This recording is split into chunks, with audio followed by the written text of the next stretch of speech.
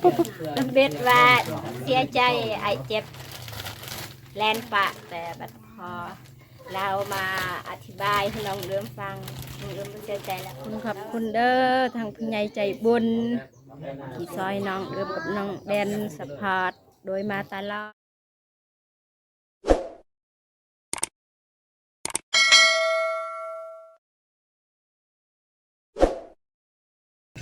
เนาะพี่น้องตอนนี้ประตูนกันมาเจอกันในปีที่2พี่น้องก็ยังอยู่บ้านน้องเดิมคือเก่าพี่น้องเนาะก็ต่างไอ้สร้างเฮาก็กำลังเฮ็ดอยู่ก็อยู่ตอนนี้ก็อยู่ทางนาเฮือนน้องเดิมแต่บ่อยากเห็นเฮือนปานใดเพราะว่ามีกกไม้บังคันมันมีกกไม้บังนี่ถือว่าเรื่องนี้แหละงามสุดพี่น้องเนาะเพราะว่ากกไม้บังสำหรับคลิปนี้ก็ก่อนจะเข้าเรื่องก็ทักทายสวัสดีเด้อสวัสดีแล้วก็สวัสดีพ่อแม่พี่น้องเบิดทุกคนเนาะยินดีต้อนรับซ้อเอาตูเสนียวพี่เก่าพี่น้องเนาะเพราะว่าอยู่ภายในเรือนต่างประเทศพี่น้องเนาะวันนี้ประตูนก็บ่มีอย่างไรเนาะก็ได้ซื้อฟอยการเฝ้ามาให้น้องเดิมเนาะอยู่นี่แหละซื้อฟอยการเฝ้ามาให้น้องเดิมก็คือตอนนี้น้องเดิมเนี่ยอยู่ในพี่น้องเนาะก็ไม่ได้ว่าจะเข้าไปหาเพราะว่า FC ว่าเพราะว่าคลิปก่อน FC เอาตูนได้ทายน้องเดิมอนามัยแล้วบ่มีฟอย FC ว่าเอาตูนคือบ่ซื้อฟอยกันฟ้าน้องเดิมแน่สบายปัดกวาดนะเอาตูนก็เลยได้ซื้อฟอยกันฟ้ามาให้น้องนะพี่น้องเนาะก็บ่ว่ากันพี่น้องเลยเนาะโอเคบ่ได้ว่าเข้าไปหาน้องเดิมเลยพี่น้องไปแล้วก็ไปถามความรู้สึกน้องเดิมรู้สึกจังไดแน่เด้เพื่อนเนี่ยสิแล้วยังอีกน้อยนึงนะก็สิแล้วเนาะพี่น้องเฮือนซานก็เรียบร้อยแน่นอนเฮือนแล้วก็ต้องอนามัยก็ต้องใส่ฟอยประตูนก็ได้ซื้อฟอยให้น้องเดิมพี่น้องเนาะโอเคเดี๋ยวไปหาน้องเดิมพี่น้องเนาะเนาะสบายดีเด้อสบายดีไอ้สร้างสบายดีเด้อเบาโก้สบายดีแน่สบายดีกองแน่เด้อมากับเบาโก้คือเก่าน้องกับคลิปนี้กับเบาโก้คือเก่านะโอเคนอกไปหาน้องเดิมกันเด้อเจ้าเด้อน้องเดิมเนี่ยแต่ว่าเฮือนซานนี่ก็ต้องอนามัยเนาะพี่น้องเนาะนี่เพราะว่าจากสิ่งเศษที่แบบว่าสร้างเพิ่นตัดไม่อันนี้อันนั้นก็ต้องเอาฟอยล์ปัดเอาฟอยล์แคมปัดบ่ได้เด้อพี่น้องเด้อต้องเอาฟอยล์แข็งๆแน่ฟอยล์คือฟอยล์ไม้กันฝากจังซี่โอเคพี่น้องเนาะเฮือนซานบ้านสองเพิ่นงามเนาะเป็นหูเป็นตาแบบนี้เนาะเนาะเนาะน้องเดิมก็ซีเมนต์อยู่เฮือนครัวเป็นน้องเนาะบ่เห็นเมื่อกี้นี่เห็นแวบๆเอาสิกินข้าวบ่น้องสิกินข้าวบ่เนี่ยสิให้ไอ้สร้างกินไอ้ซาทักทายสบายดีเด้อสบายดีเด้อ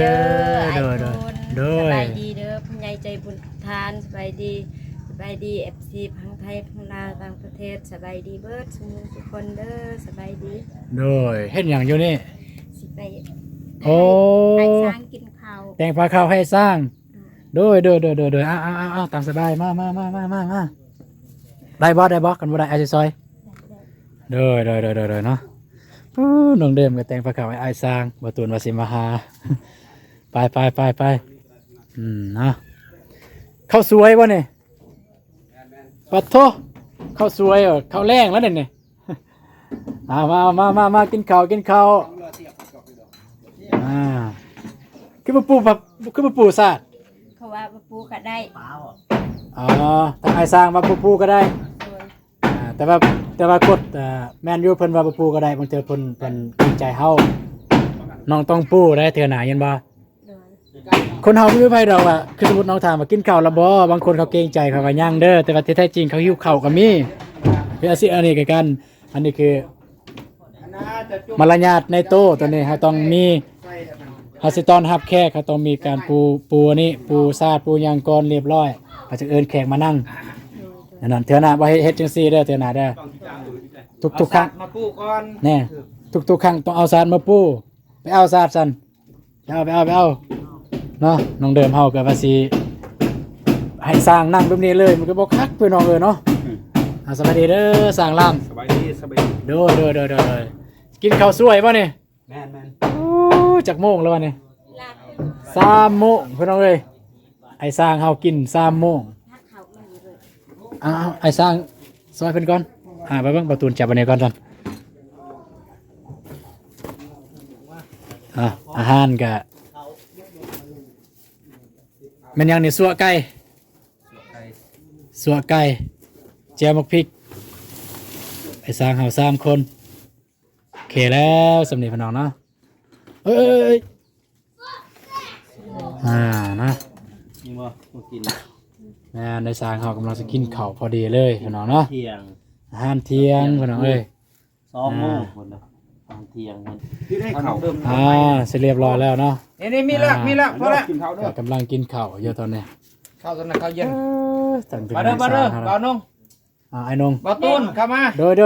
เชิญแซ่บพี่น้องกินข้าวมาเรียบร้อยแล้ว บ่าวโก้กินข้าวเด้อบ่าวโก้ เด้อ มาหัวหน้า ทางซ้ายเขากำลังกินข้าวอยู่เอาน้องเด่นบ่ได้ลงมาบ่น้องเด่น เด่น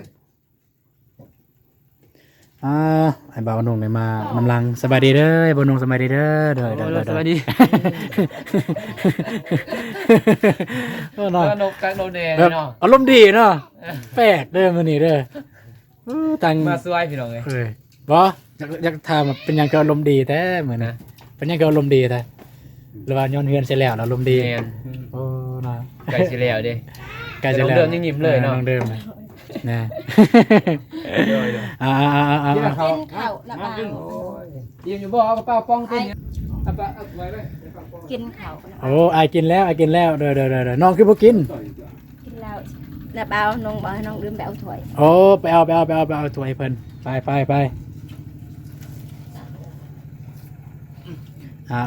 าเสร็จแล้วก็บางทีก็มีโบนัสเด้อถ้านี่มีโบนัสเด้อถ้านี่ ขอบใจแล้ว บางทีว่ามีเพิ่นว่ามีกะถ้าเบิ่งมีหรือบ่มีกะถ้าเบิ่ง เกิดว่า เนาะ เขาแล้ว อาหารรักทั่วประเทศและปลากระป๋องนี่เพิ่นธรรมดาเลย แม่น ปลาบุงกุฎ อ่า ต้นกามุงกุฎทะเล บ่มีซ้ำให้พวกเนาะ ก็มาเบิ่งบรรยากาศเนาะบรรยากาศทางไอ้สร้างหากินข้าวกันหน่อยครับอีต้นบ่มีหยังเลยพี่น้องนี่เอาปลากระป๋องน้ำไอ้นงมาใส่บัดนี้ โคเด้อพี่น้องเอ้ย แซ่บได้ปลากระป๋องได้ไอ้น้องจัดการเลย ปลาจุกุก แม่นคนเฮาบ่เปิดให้ออกบ่ได้ ปลาวิ่ง เนาะ หัวครับ มาสินำหาน้องเดิมเอาไปใส่หันไปใส่น้องเดิมอนามัยเอาเก็บอนามัยเนาะน้องเดิมอนามัยกันหน่อยอนามัยไปจูดรถตัวนี้นี่ไว้ลังนี่ก็ได้คุณจูดกับเศษน้อยๆหั่นก็ได้คุณแล้วก็จูดให้มันละเอียดก็เอาแบบเศษท่านก็ตัวจูดแล้วก็เอาไปใส่ส่วนผักก็ได้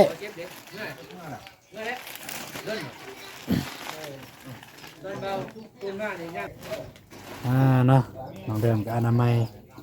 ตัวมันจะประตูนก็จะเอาไม้กันฟอยไม้ฟอยการฟาวให้เลยให้น้องเดิมเอาน้องเดิม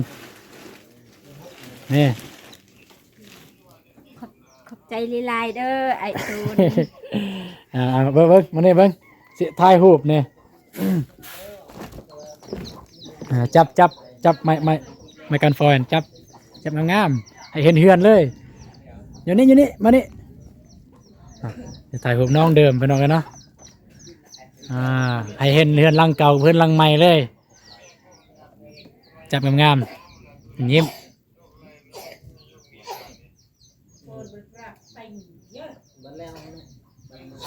โอเค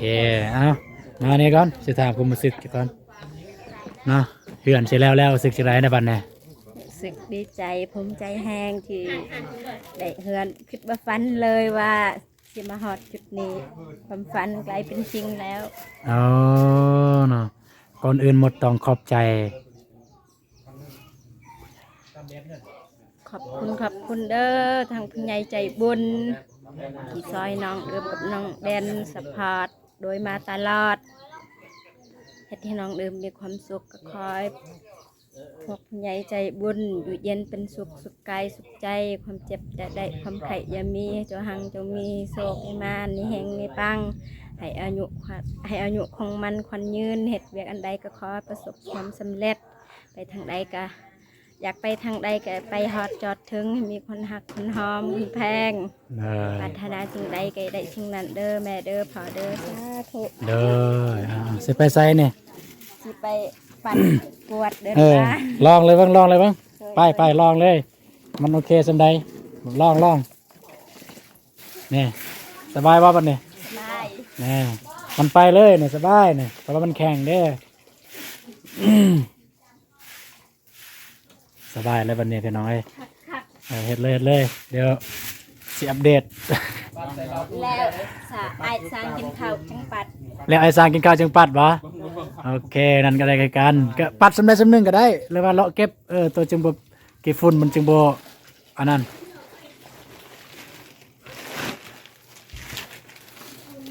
โอ้เนาะจะได้ผักกูดมันนั้นเฮ็ดกินแล้วบ่ผักกูดอ่ะไปเก็บน้ำเบาเจ็บ กินแต่ ได้ยินข่าวว่าเบาเจ็บนี่ปะแม่นบ่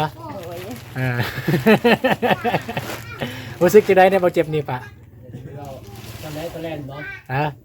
ตอนแล่นแม่นตอนแล่นรู้สึกจะได้เนี่ยบ่ได้เสียความรู้สึกว่าเอาเจ็บนี่ปะอัน บ่ทันซื้อบ่ แล้วว่าแบบ แม่นบ่ทัน แล้วว่าแล่นนำบ่ทันเบาเจ็บไวเด้เบิ่งนั่นเด้มันแล่นปุ๊บ น้ำเบ็ดว่าเสียใจไอ้เจ็บแลนปะแต่แบบพอเรามาอธิบายให้น้องเริ่มฟังน้องเริ่มเสียใจแล้วแต่ว่ายานเปียกโทรศัพท์ อ๋อนั่นน่ะเนาะ แลปโดย ตอนทพิษนี่เครียดมันแล้วเบาเจ็บมาอธิบายเศร้าเครียดเลย โดย โอ้เนาะขักอยู่แบบนี้เนาะ คนเราก็ต้องมีการอธิบายแล้วเนาะสิตัดสินบัดเดียวเลยกับบ่ได้เนาะตัวนี้เนี่ยเอาพุ่นทางหลังก็ได้ทางหลังเฮือนน้องเอาไปจูดบ่ต้องปะแบบว่าให้มันเปื้อนเดินบ้าน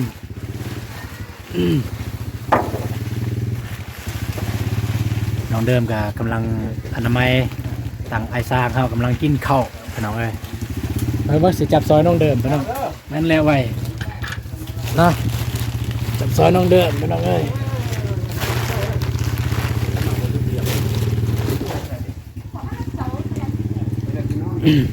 จูดเลยน้องเดิมพุ่นทางล่างพุ่นทางล่างพุ่นก็ได้ไปไก่พุ่นอยู่นี่ก็ได้จูดเลยเอากาแฟต่อยเลย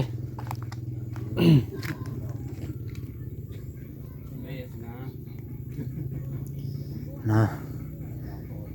สำหรับตัวเศษน้อยๆหันตัวสร้างไอสร้างเขาตัดหันบ่ต้องจูดตัวนี้ก็ได้เฮ็ดฟืนเลย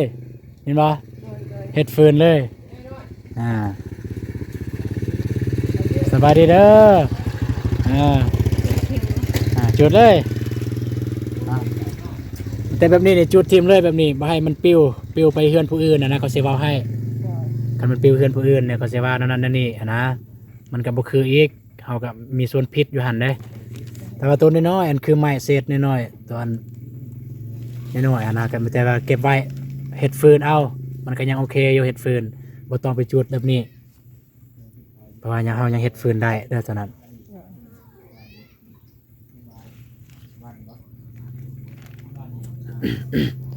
บัดนี้ได้แล้วอันฟอยการฟ้าวเนี่ยคือสิสะอาดกว่านี้แล้วเฮือนน้องเดิมมาเทื่อหน้าเนี่ยมาเห็นว่าเปื้อนเด้อ โดย แล้วก็ที่สำคัญนะที่ไอ้บอกเมื่อกี้เนี่ยบอกว่าตอนใดก็แล้วแต่เขาเสียวันใดก็แล้วแต่สิ่งที่เขาควรเฮ็ดสิ่งที่เขาควรตอนรับสิ่งที่เขาแบบตอนรับสิ่งตอนรับเท่าที่เขามีแรกๆศาสตร์เขาตรงปู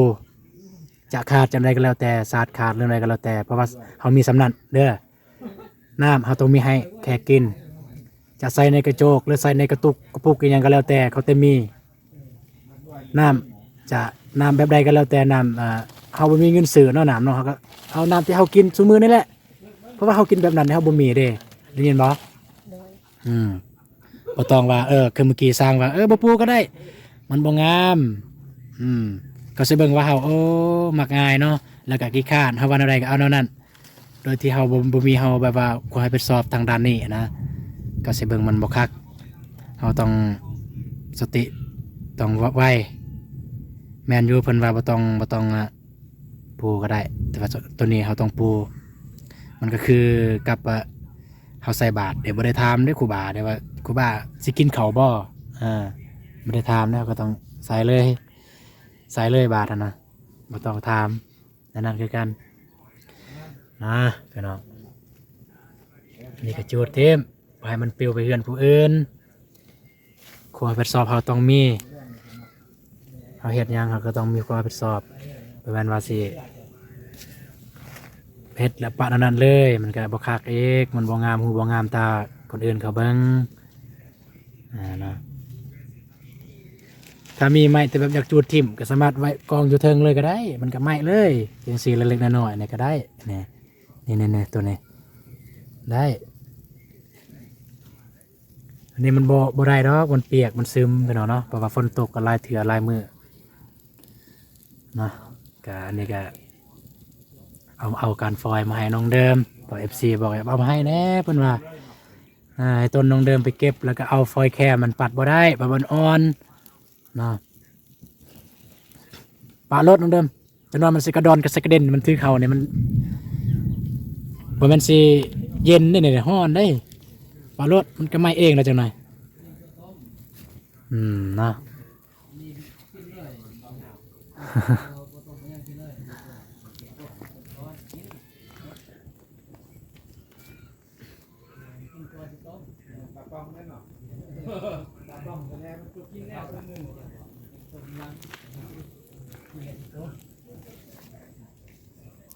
เมื่อคืนเนี่ยฝนตกบ่ ตก หัวบ่ โอ้ย อ๋อมาเป็นหยังอดเอามื้ออื่นได้ย้ายไปอยู่นี่แหละมื้ออื่นย้ายชั่วคราวได้อ้ายบอกแล้วว่าคันฝนตกย้ายโลดย้ายไปนอนชั่วคราวก็ได้เนาะมันบ่ได้เป็นหยังดอกนอนชั่วคราวซื่อๆบ่ได้เป็นหยังดอกเพราะว่าเฮานอนด้วยความจำเป็นเด้เหตุการณ์บังคับเขาเอิ้นว่าบ่บังคับจังได๋นอนเฮือนหลังเก่าฝนตกหัวแล้วเสียจังได๋บัดนี้ นั่งเบิ่งดีกว่าเจ้านั่งเบิ่งเจ้าก็ง่ายพอห่มง่ายอันนี้ไปนอนอยู่หั่นนอนอยู่เฮือนหลังใหม่หั่นก็โอเคฝนได้สิมาหัวใส่เจ้าบัดนี้คักสุดนี่เฮือนละมักงามเนาะเฮือนตรงเดิม มันสุกขึ้นแล้วมื้ออื่น ฮะ มันสุกขึ้น มันสุกขึ้นไวแท้เนาะแสดงว่าน้องเดิมสิมาแจ้งว่าวันศุกร์ขึ้นเลยมื้อนี้วันหยังมื้อนี้ มีวันคาน โอ้เนาะสิแจ้งอยู่ในเด้อพี่น้องเดิมว่าวันศุกร์นี่ขึ้นเลยคันทาว่าแล้วมื้ออื่นแม่นบ่ โดย ถ้าว่าแล้วมื้ออื่นนี่มื้อวันศุกร์นี่วันศุกร์สิมานี่มันขึ้นเลยวันศุกร์ถึงวันที่หยังวะมื้อนี้วันที่หยังเนาะ ที่13 13บ่มื้อนี้ โดย เบิ่งคาน13พุธ14พฤหัส15 16บ่แล้วเนาะขึ้นเนาะเป็นหยังต้องขึ้นวันศุกร์ มีความสุขแค่ อ๋อขึ้นวันศุกร์ให้มีความสุข โดยอยู่เย็นเป็นสุข อยู่เย็นเป็นสุขเนาะ โดย น้องเดิมเนี่ยแต่ว่าเบาตูนหรือเบาเรื่องขึ้นเฮือนเนี่ยบ่ฮู้ว่ามันขึ้นแบบมือใดมันงามมันดีสิริมงคลมื้อเนาะแต่ที่ฝากถามนำ FC เด้อเนาะการขึ้นเฮือนใหม่เฮาต้องขึ้นในวันหยังให้มันพอดีงามหั้นนะให้มันคักเด้อก็อย่าลืมเมนบอกนะเด้อเนาะพี่น้องเนาะโอเคเดี๋ยวอ้ายก็สิกลับก่อนอ้ายว่าสิเดินทางไปทงวาย โดย ไป เดินทางปลอดภัยเด้อไป เด้อ ใส่ก็ไปฮอดจอดถึง เด้อคันพวกอ้ายประมาณน้องคิดฮอดป่ะ คิดฮอด คิดฮอดอีหลี โดย คิดฮอดพวกอ้ายหรือคิดฮอดผู้ใดผู้หนึ่ง คิดฮอดบุตรทีมงาน คิดฮอดบนทีมงานเลย โดย น่าอ้ายน้อยใจได้คันคิดฮอดแต่คนใดคนหนึ่งในทีมอ้ายนะคันคิดฮอดเบดทุกคนอ้ายยังสิมาแต่ว่ากันคิดฮอดแต่ผู้ใดผู้หนึ่งเนี่ยอ้ายก็เครียดได้อบ่มาได้อเนี่ย แต่ว่าอ้ายก็สิไปก่อนเห็นบ่